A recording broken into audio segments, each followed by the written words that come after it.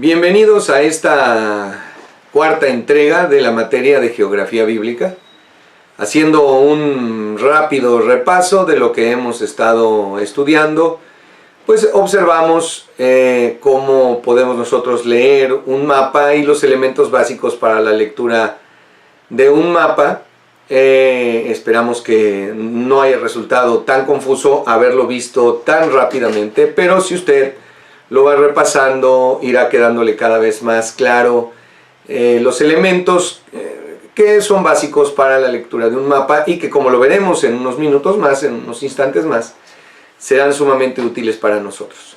Pero también observamos la distribución fundamental para poder ubicar a la tierra de Palestina: el Mar Muerto, el Mar Mediterráneo, el Mar de Galilea y el río Jordán como elementos identificables básicos para ubicar la tierra de Palestina y a Israel, por tanto, la tierra de Canaán, la tierra prometida, como se le llame en la Biblia, lo podremos ubicar rápida y fácilmente. Pero ahora ha llegado el momento de ir adentrándonos un poco más en la región y comprendiendo los elementos básicos que la forman. Y para esto presentamos a ustedes, en este momento, está ya frente a ustedes, un mapa en el que nosotros debemos de identificar los elementos que en un pasado ya hemos estudiado. El título del mapa es Palestina. El contenido del mapa son los rasgos físicos, no políticos, sino los rasgos físicos de Palestina, de la tierra prometida, de Canaán. Aquí también aparece la escala gráfica, no numérica, sino gráfica, en millas y en kilómetros. Como puede ver, no es una región muy grande, de hecho es una región pues pequeña, como se había señalado en un pasado. Y esta línea, si usted traza un hilo, un papel y lo mide, ¿verdad?, podrá usarlo para medir los kilómetros que van. Estamos hablando de que aproximadamente, por ejemplo, la llanura costera, la costa que pertenece a Israel, es de apenas aproximadamente unos 800-900 kilómetros. En este mapa podemos rápidamente identificar también la rosa de los vientos, el norte, el sur, el oeste y el este. Este es uno de esos casos en los cuales los círculos señalan los laterales. No, esto no es una O necesariamente. Pero aquí tenemos el este, aquí tenemos el oeste, y entonces en la rosa del viento, las otras divisiones podrán señalarnos el noreste, el noroeste. Y precisamente de la tierra de Israel hacia el noroeste se encuentra la primera y grande identificación en un mapa mundi, en cualquier mapa: el mar Mediterráneo, como ya lo habíamos señalado. También encontramos en este mapa hacia el sur el Mar Muerto. Aquí se encuentra el Mar Muerto, y que recibe, ¿verdad?, de algunos arroyos, aparte de su entrada principal de agua, de su afluente principal de agua, es el río Jordán. El río Jordán que viene descendiendo del norte a sur por el Mar de Galilea. El Mar de Galilea que también es alimentado, atravesado básicamente por el río Jordán, que viene desde el monte Hermón en el norte. Así es que aquí ubicamos los cuatro elementos que estudiábamos la clase anterior: el mar Mediterráneo, tenemos el Mar Muerto, el río Jordán y el Mar de Galilea. Recuerde que la dirección del río Jordán es de norte a sur, la caída. ¿Y qué es una caída? Habíamos ya señalado, muy importante. Aquí viene ya el río Jordán descendiendo, pasa por el lago de Ulé, continúa el río Jordán y decimos, llega al Mar de Galilea, lo atraviesa y sigue descendiendo en dirección hacia el sur hasta el Mar Muerto, y aquí el Mar Muerto no tiene ninguna salida de agua. Eso es lo que hace que sea un lago salado, bastante salado, bastante salitroso, y que la densidad del agua por tanto sea muy elevada y flotar no represente ningún reto, ninguna dificultad. Estos arroyos que vemos aquí alimentan también al Mar Muerto, pero debemos de tomar en cuenta que un arroyo no es un río. Un arroyo a veces fluye agua, a veces no fluye. En eso consiste un arroyo, que por largos periodos de tiempo están secos, como sería el otoño, el verano, la primavera, y que, siendo un clima mediterráneo, se enriquecen en el invierno. Y entonces crecen los arroyos y el agua va a dar al Mar Muerto. Recuerden que toda esta sección que ahorita con el mouse les estoy señalando, se encuentran por debajo del nivel del mar Mediterráneo. Si por alguna razón se hiciera un canal, el mar Mediterráneo inundaría toda esta sección, que la hace, por un lado, bastante calurosa, pero también seca y en todos sentidos extremosa.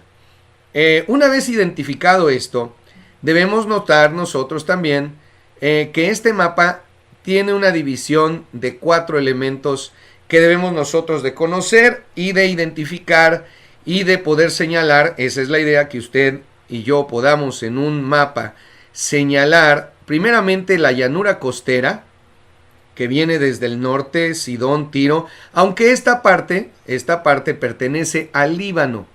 Esta parte ya la Alta Galilea, ¿verdad? El monte Hermón, el monte Líbano, por supuesto, Damasco.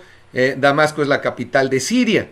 Y ya no pertenece a Israel, pero no se puede hacer una división de rasgos físicos poniendo simplemente una línea, que sería una línea de rasgos políticos, para ignorar todo esto. Pero al formar parte de todo el sistema físico, lo estaremos considerando, al igual que sucederá con las llanuras del Negev, acá en el sur, ¿verdad?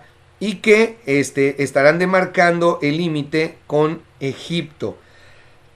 De hecho, aquí ya nosotros observamos un río que pertenece a Egipto. Y hacia el otro lado, ¿verdad? Hacia el este, quiero decir, también vamos a encontrar ya la frontera de Israel con Jordania, con lo que actualmente es Jordania. Bueno, volviendo a nuestro mapa, podemos primeramente entonces observar la llanura costera. Aquí se encuentra el número romano señalándonos lo que es la costa. Y se le llama llanura costera porque efectivamente es un llano. No hay montañas, no hay acantilados, no hay elevaciones bruscas, y que por un lado eso fue siempre un problema para Israel, porque no les permitía tener puertos de altura, es decir, no podían recibir embarcaciones considerables, puesto que todo esto era una playa suave que iba lentamente profundizándose en el mar Mediterráneo, lo cual impedía tener un puerto. De hecho, el rey Salomón llevó a cabo un acuerdo con el rey de Tiro para que fuera Tiro, que sí se encuentra, estos son puertos naturales, con profundidad para embarcaciones de alto calado, quiero decir embarcaciones grandes que puedan pesar mucho, de gran tamaño. Aquí se encontraban los puertos naturales ya disponibles, pero no pertenecían a Israel, y además tampoco tuvieron un gran interés, porque Israel nunca pretendió ser un imperio que tuviera puertos considerables para poder enviar una armada a llevar a cabo conquistas territoriales. A Israel se le dio esta porción de la tierra de Canaán, Palestina, la tierra prometida a Israel, y lo que nosotros observamos, perdón, desapareció un instante, ya está aquí. Lo que nosotros observamos es que pues realmente no tuvieron intenciones de construir ningún puerto. Son los romanos los que van a construir el puerto de Cesarea. Para ellos, fundamental el transporte marítimo, el mar Mediterráneo, el mar que está en medio de las tierras, era fundamental para el transporte no solamente de provisiones, de comercio, de intercambio comercial, sino que también tenía un aspecto fundamental y era el militar. El transporte de tropas en embarcaciones era no solamente más rápido, más económico, más eficiente, sino también militarmente conveniente. Así es que van a construir Cesarea de Filipos, por el rey Filipo, y también Jope, cosa que Israel en toda su historia no hicieron ni buscaron, dadas las condiciones de la llanura costera. Y ahorita vamos a abundar con un poco más de información. Por otro lado, también tenemos la región montañosa. Ahora sí, la parte donde se van a elevar grandes montañas, una elevación bastante brusca, para luego caer, para luego descender a lo que va a ser conocido, o es conocido y señalado como el Valle del Jordán. Toda esta sección va a ser llamada y conocida el Valle del Jordán. Podemos nosotros notar que la región montañosa va a abarcar al mar de Galilea, va a abarcar esa sección, pero el Valle del Jordán es toda esta sección del lado oeste del Jordán y un poco en la ribera este del río Jordán, porque esta otra parte que se eleva, aquí encontramos una serie de montañas que se eleva para formar el altiplano transjordano. Un altiplano es una elevación que está plana en la parte alta. Quizás la mejor manera de poderlo entender sería Otay. En nuestra ciudad tenemos Otay. Otay es un altiplano. Se va uno subiendo para llegar a Otay, sea por la 20 de noviembre, sea por el aeropuerto, sea por Otay, por donde usted quiera llegar a Otay, sea por el Gato Bronco, tiene que subir, y sube usted a una parte plana pero elevada. Eso es exactamente un altiplano. Ahí se encuentra el aeropuerto de la ciudad de Tijuana, en el altiplano que es Otay. Bueno, de una manera mucho más grande y más amplia se encuentra el altiplano transjordano. ¿Por qué? Porque de este lado se encuentra ya Jordania, ¿verdad? Todavía parte de esto era de Israel. Josué, cuando va a entrar a la tierra prometida, va a llegar por el altiplano transjordano y va a tener que atravesar el río Jordán en un momento en el cual el río Jordán estaba crecido. Debemos de recordar, y ya lo veremos más adelante de una manera más particular, más detenida, que el río Jordán sí tiene un afluente del monte Hermón, y que los dos principales momentos de crecida del río Jordán sería en el deshielo de los montes, de la nieve de los montes, y en el periodo de las lluvias que podían alimentar a través de los arroyos el río Jordán. Pero aún así el río Jordán nunca fue un río navegable, ni tampoco fue un río confiable de esto vamos a sacar agua y vamos a vivir. A algo muy semejante, nuevamente, a lo que es el río Tijuana.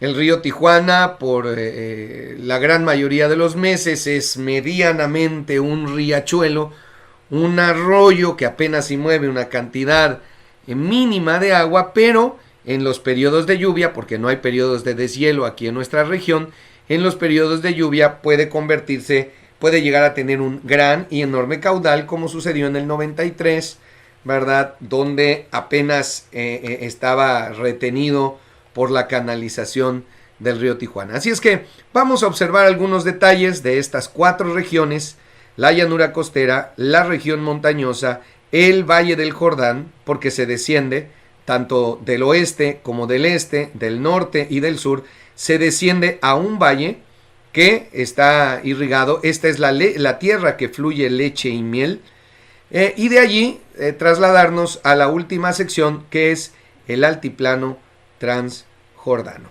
Observemos pues el punto número 1. La llanura costera. La llanura costera que abarca, según nosotros podemos ver en nuestro mapa, aproximadamente unos 800 kilómetros. La llanura costera varía en anchura, es decir, desde el mar hasta la tierra, cerca de 6 millas, es decir, 9.6 kilómetros en el norte, hasta cerca de 40 kilómetros en el sur. O sea, hay una variante considerable. Hay regiones donde es mínima esta porción, solamente unos 10 kilómetros en algunas regiones. En algunas otras secciones llega a tener hasta 40 kilómetros, y principalmente en el sur. Antes que una altiplanicie, es un área de lomas de 60 a 90 metros de altura. Es decir, las partes más elevadas de nuestra llanura costera, pues solamente son algunas lomas. Y debemos de señalar que las lomas abarcan de entre 60 a 90 kilómetros, de 60 a 90 metros, perdón, de altura. El agua se filtra a través de la región montañosa central, es decir, desciende hacia esta región y finaliza en lagunas y arroyos corriendo hasta el mar, como este es el caso. Estoy señalando algunos de estos ejemplos, principalmente dejemos los del suroeste, esta sección no, pero sí podemos observar estos arroyos que se van escurriendo de la sección alta de la región montañosa, descienden, ¿verdad?, hacia el mar y van de alguna manera regando, enriqueciendo estas regiones. La única interrupción en la llanura es el Monte Carmelo. La única interrupción que tenemos nosotros es el Monte Carmelo, que se proyecta hasta el mar. Su base se extiende hasta dentro del mar, 182 metros en el mar Mediterráneo. Aquí lo estamos observando.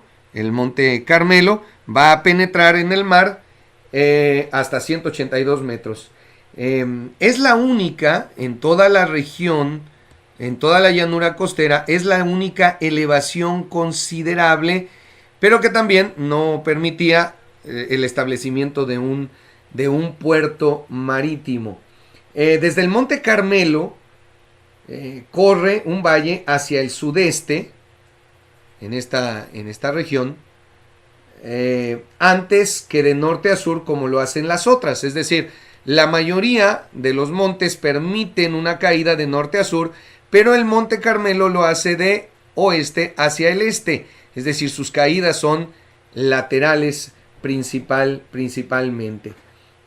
Históricamente la llanura costera estaba dividida en 3 porciones. Ya hemos mencionado que la llanura norte es muy estrecha y que la llanura sur era mucho más ancha. Algunas veces los fenicios llegaron a controlar toda la llanura norteña del Monte Carmelo, y en otras ocasiones, conforme Israel se fortalecía, controlaba también el Monte Carmelo en estas secciones. La otra parte, la llanura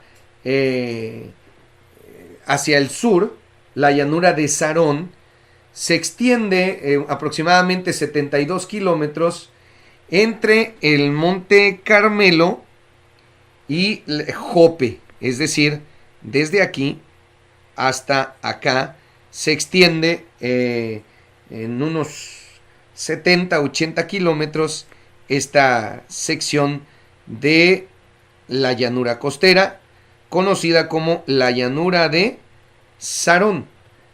Aquí precisamente se encuentra el nombre y toda esta sección pertenece a la llanura de Sarón. Era muy fértil, abundantes fuentes de agua. En algunas secciones era hasta cenagoso por la cantidad de agua que descendía de la región montañosa hacia el mar, por lo que lo hacía extremadamente o verdaderamente fértil.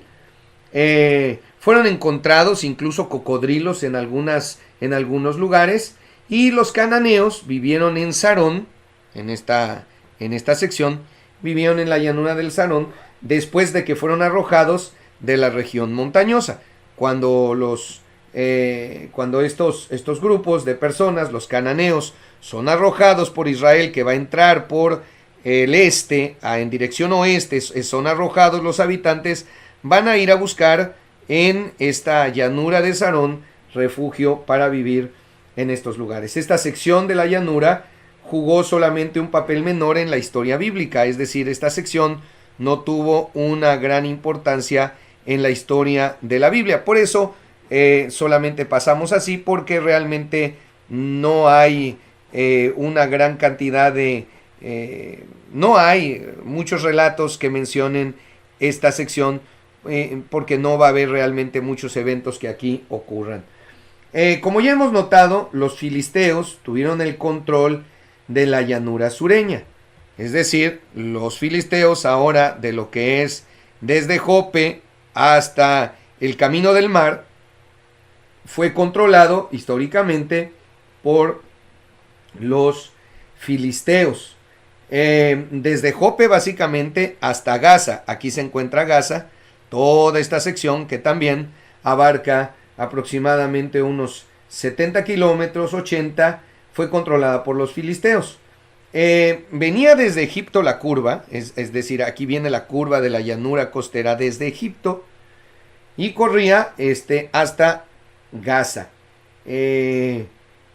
La ciudad de Meguido era una fortaleza que guardaba este importante desfiladero o paso, ¿verdad? En el valle de Jezreel. Aquí nosotros lo vamos a encontrar. Esta es la llanura filistea, como lo pueden ver, aquí dice precisamente la llanura filistea, y que fue controlada precisamente por ellos, desde Gaza hasta Jope. Cuando Israel se fortalecía, penetraba más o menos en esta sección, pero realmente no tenían un gran interés por esta parte, por esta llanura, que no era tan fértil como la del norte, como la sección del norte, pero que los filisteos aprovechaban, ¿verdad?, cuando Israel se fortalecía. La nación que controlaba esta sección, ¿verdad?, donde se va a encontrar Meguido, controlaba la ruta a Egipto, a Fenicia, hacia el Asia Menor y Mesopotamia. Es decir, que la importancia de esta llanura filistea era el comercio con Egipto y con las demás regiones. Por eso, en esta sección es donde se va a construir la fortaleza de Meguido, de la cual ya estaremos aprendiendo y observando más adelante. Pasemos a la segunda sección, la región montañosa. La segunda sección es la región montañosa y la segunda más amplia de todo lo que va a ser la tierra prometida. La región montañosa occidental, es decir, esta parte, la que está más cerca del mar, era la plaza fuerte israelita. Es decir, toda esta sección es lo fuerte de Israel. Moisés describió las bendiciones que se hallaban en terreno montañoso en el Deuteronomio 8:7, 11:10 al 11. El pueblo había venido de Egipto, donde tuvieron que regar sus siembras. En Canaán encontrarían manantiales de aguas brotando de los montes. Es decir, que toda esta sección era regada por manantiales que surgían de toda esta sección montañosa. Por tanto, toda esta área se convertía en la más importante sección de Israel, la más fértil, la más generosa, con el clima más benévolo también, donde podía sembrarse abundantemente. En una ocasión los sirios concluyeron que el Dios de Israel era un Dios de los montes. Para su consternación y espanto descubrieron que el Dios de Israel también podía ganar en las llanuras. Cuando Israel está entrando y peleando en las montañas, ¿verdad? Sus enemigos, los sirios, van a tratar de llevarlos hacia los valles, pero se dan cuenta que también en los valles podían ser derrotados. Hay una cadena de montañas, una cordillera, así le podemos llamar, que empieza en el litoral norteño del Mediterráneo, acá, en el monte Líbano, y corre desde el sur a través de Siria, Palestina, y aún hasta la península del Sinaí, que ya no aparece en nuestro mapa. Todo esto es una cordillera. Al norte de Palestina, la región montañosa que recorre, se divide para formar dos cordilleras paralelas, con la grieta del Valle del Jordán entre ellas. Es decir, aquí viene descendiendo esta cordillera y en este punto se va a partir en dos. Una hacia el occidente y otra hacia el oriente. Y se encuentra dividida por toda esta sección que es, ¿verdad?, el Valle del Jordán, que es es un hundimiento que queda incluso, insisto, por debajo del nivel del mar Mediterráneo y que separa entonces estas dos partes, lo que le vamos a llamar la cordillera. Muy bien, la región montañosa más cercana al mar es llamada el Líbano y la región montañosa al oriente es llamada el Antilíbano. Así es que aquí podemos nosotros observar el Antilíbano y el Líbano. Los picos altos del Líbano, por encima de 3.000 metros de altura sobre el nivel del mar, al norte del río Leontes, aquí se encuentra el río Leontes,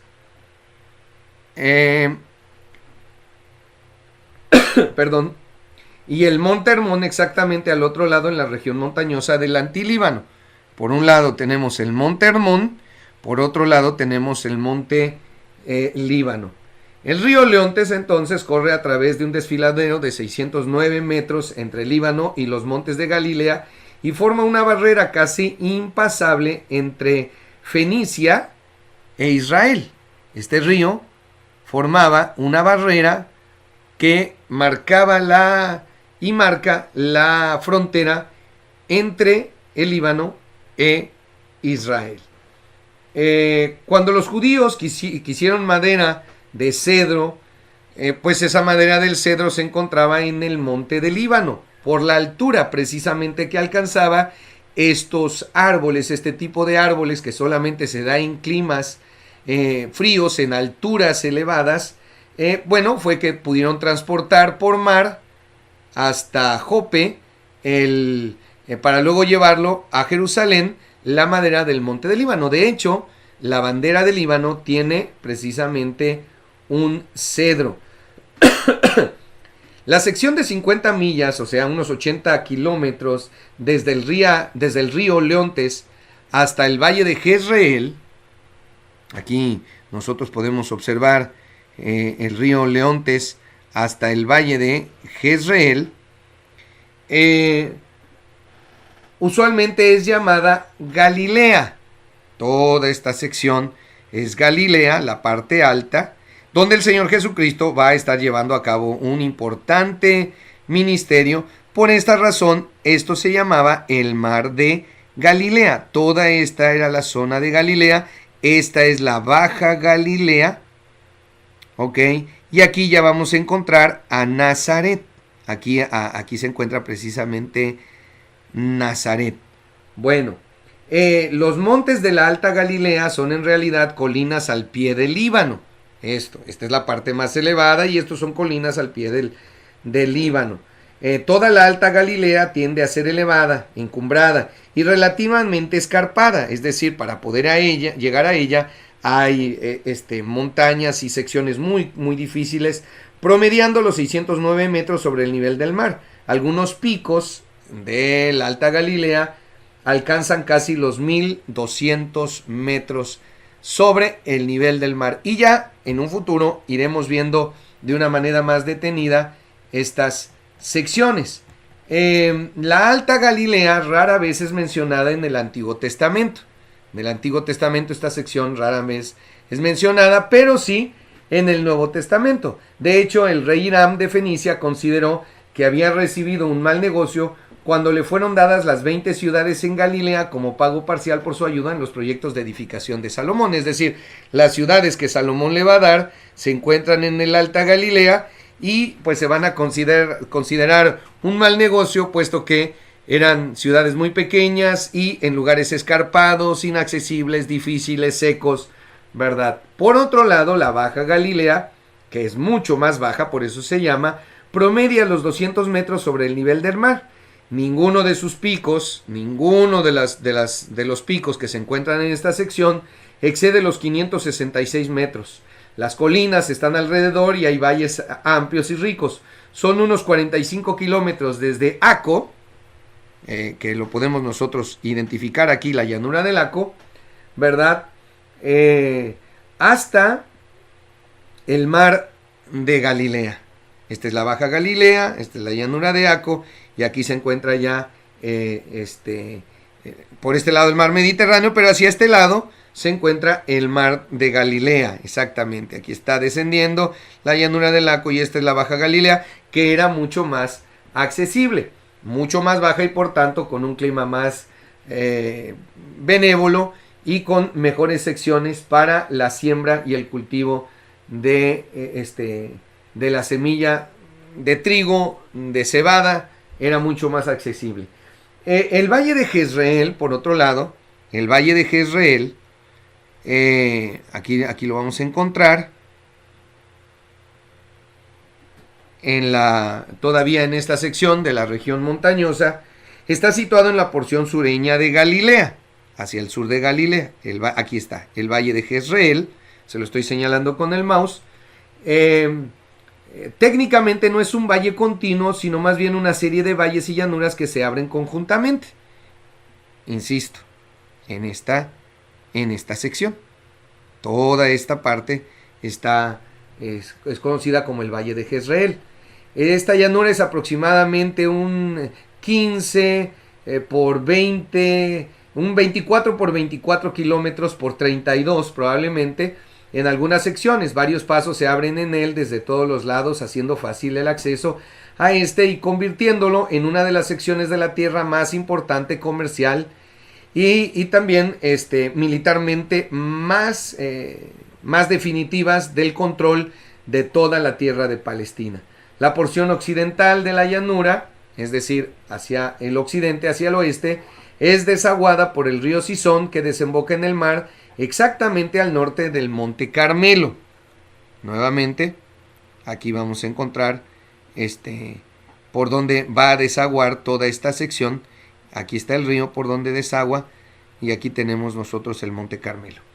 Muy bien, usualmente el río es pesado y casi de inexistencia en el verano, como sucede en casi todos estos lugares que pues básicamente serían un arroyo, ¿no? En el verano no hay nada de agua y en el invierno es bastante rápido, violento. Muchos eventos importantes ocurrieron en esta sección y ya lo estaremos viendo más adelante. Finalmente, el Valle de Esdraleón se inclina en un valle profundo cerca de 24 kilómetros al oriente del río Jordán. Acá está, hacia el oriente del río Jordán. Esta porción del valle aún retiene el antiguo nombre de Jezreel. Aquí está, aquí se encuentra Jezreel, de la ciudad localizada en su margen occidental. Las tribus merodeadoras del oriente a menudo cruzaron el río Jordán en algún vado y siguieron el norte del valle del Jordán para entrar en la tierra a través del valle de Jezreel. Este fue el escenario de la batalla de Gedeón con los madianitas.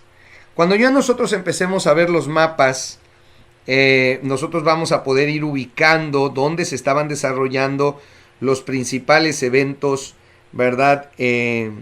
Históricos en relación, recuerden, a la geografía. Esto es en cuanto a la región montañosa.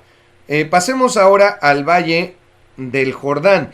Y precisamente se le llama Valle del Jordán, porque se encuentra en esta depresión en medio de de esta cordillera que se parte en dos, esta depresión porque precisamente se encuentra debajo del nivel del mar, y que para poder llegar a este Valle del Jordán hay que descender, ya sea que uno llegue del este o del oeste o del norte o del sur, hay que descender montañas para llegar a esta importante y fundamental sección también de Israel, aunque los principales hechos históricos se van a encontrar en esta parte en la segunda parte, que sería la región montañosa. Jerusalén se encuentra en el límite, está en la parte montañosa definitivamente, ¿verdad?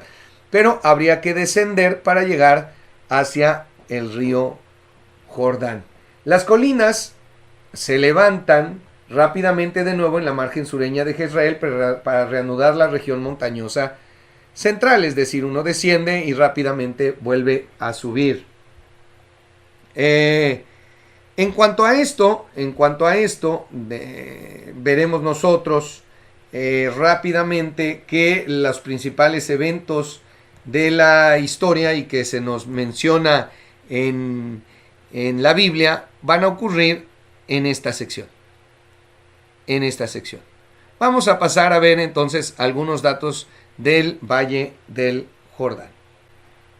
El río Jordán fue casi inservible para los antiguos habitantes de Palestina.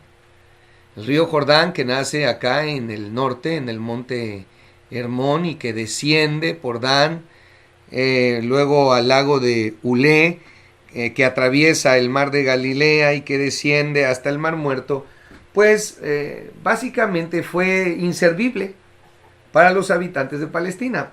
La mayor parte del río Jordán no puede ser usado para la irrigación, no tiene suficiente agua y además está hundido. No hay manera físicamente de trasladar el agua del río Jordán hacia las partes elevadas. Tendrían que haber desarrollado una máquina, un mecanismo para poder elevar el agua, pero además la mayoría del año se encontraba sin una gran cantidad de agua. El valle del Jordán es verdaderamente único porque en este es encontrado el lugar más profundo sobre la tierra. El mar Muerto está a 393 metros por debajo del nivel del mar. El Jordán forma parte de la gran grieta del valle que empieza en la costa nordeste del Mediterráneo y se extiende hacia abajo del Jordán. Aquí inicia, aquí desciende y toda esta parte se encuentra por debajo, hasta 393 metros por debajo del nivel del mar, lo que lo hace la parte más honda de todo nuestro planeta. El Jordán forma entonces parte de esta gran grieta del valle y que se extiende, ¿verdad?, a través del Jordán hasta el Golfo de Acaba, en el sur. Hasta acá, ya no aparece en nuestro mapa, no lo podemos ver. Todo el Mar Rojo es una parte de él. La misma grieta, ya luego veremos el Mar Rojo, la misma grieta continúa profundamente en África Oriental hasta Mozambique. La distancia total de la grieta es de 6.437 kilómetros. Los griegos llamaron la región que estaba directamente al norte de Palestina Coele Siria o Siria Hueca, a causa de la depresión entre las montañas. Hoy día el Valle del Jordán es llamado el Gor, G-H-O-R. Todo esto es conocido como el Gor, esta parte. El Valle del Jordán es muy estrecho, promedia de 3.2 en algunas secciones, ¿verdad?, hasta 24 kilómetros en su parte más ancha. Lo más ancho que llega a tener el Valle del Jordán son 24 kilómetros. Tiene acantilados altísimos a uno y a otro lado. Todo esto está marcado por enormes y altísimos acantilados. En el valle hay brote exuberante tropical, casi como selva, por eso está precisamente nuestro mapa de color verde. La Biblia menciona encuentros ocasionales con leones y otras bestias que vivían allí. Osos, leones, era lo suficientemente tropical y las plantas, las hierbas eran tan exuberantes que podían vivir animales así. El agua burbujea descendiendo a través de las rocas porosas del monte Hermón. Ubiquemos nosotros rápidamente el monte Hermón. Se va filtrando el agua hacia este valle. Recuerden, como es extremadamente profundo, las aguas escurren de los montes hacia esta hondonada, hacia esta depreciación. Cerca de 19 kilómetros desde su fuente central, el río Jordán desembocaba en el lago de Hule, en la parte norte. Desde aquí, el lago de Hule llegaba hasta acá. La tierra inmediata alrededor de ella era de poca profundidad y pantanosa. El lago ha sido drenado desde entonces y la tierra es cultivada intensamente. Este lago aparece muy pocas veces en la historia bíblica. Este lago de Hule, que ahora ha sido básicamente vaciado. El Jordán corre suavemente por cerca de 2.4 kilómetros después de salir del lago de Hule. Luego de esto inicia un descenso tortuoso, esta es una caída pronunciada, por cerca de 18 kilómetros desde el Hule hasta el mar de Galilea, como aquí se señala. Y luego, al entrar en el mar de Galilea, que también es un lago no tan salado porque el río Jordán lo atraviesa, pero conforme va avanzando hacia el sur, el lago va volviéndose todavía más salino. El Jordán va a correr nuevamente de una caída más fuerte hasta el Mar Muerto. Unos 300 metros se va hundiendo en esta hondonada. La última sección, el altiplano transjordano, lo vamos a dejar para la última parte, para la siguiente clase, para que usted pueda solamente seguir observando y tomando algunos datos de esta grabación para que no se haga más pesado. Aquí está nuevamente la llanura costera, la región montañosa y el valle del Jordán. La última sección que nos faltó fue el altiplano transjordano, toda esta sección que quedaría yendo del oeste hacia el este, atravesando el Jordán. Habría una serie de acantilados muy pronunciados para poder subir, y es aquí donde pues pocas cosas también acontecen, pero es necesario todavía verlo y en nuestra próxima clase. Les animamos a que hagan ustedes algún repaso, que ustedes busquen más información. Pronto yo les voy a dar una bibliografía donde pudieran ustedes encontrar más todavía de esto y podamos ir avanzando e identificando estas 4 secciones donde a través de los rasgos físicos podemos nosotros dividir a Palestina. Gracias, que Dios les bendiga, que tengan un excelente día.